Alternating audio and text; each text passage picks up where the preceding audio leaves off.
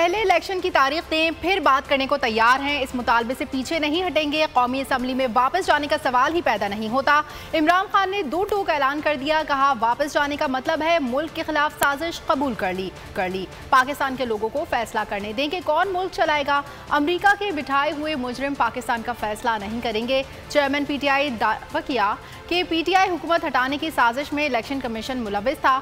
अदलिया के लिए इम्तिहान है कि जमहूरियत में मुझे एहतजाज का हक है या नहीं।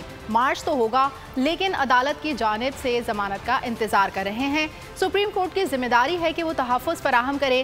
कौम अदलिया और इस्टेब्लिशमेंट की तरफ भी देख रही है।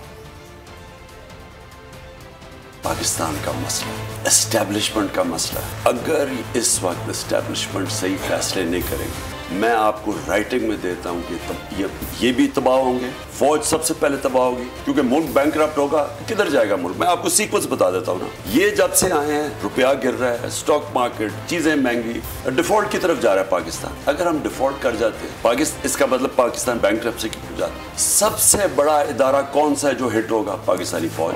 जब फौज हिट होगी तो जो उसके बाद हमारे से कंसेशन क्या ली जाएगी, जो यूक्रेन से उन्होंने ली थी डीन्यूक्लियराइज करने की। सबसे बड़ा तो मसला उनको, हमारी वाहिद मुसलमान मुल्क है जिसके पास न्यूक्लियर डिटरेंट है। जब वो चला गया फिर क्या होगा? मैं आपको आज कहता हूँ पाकिस्तान के 3 हिस्से होंगे। आप आम इनके थिंक टैंक्स, हिंदुस्तान के थिंक टैंक्स में देख लें, बाहर जो सारे बलूचिस्तान को अलहदा करने के प्लान हैं, इनके प्लान बने हुए हैं। इस वक्त अगर सही फैसले नहीं किए जाएंगे, हमें ताकतवर फौज चाहिए, क्योंकि हमें और खतरा है दुश्मनों से। अल्लाह की नेमत है कि हमारी फौज तक।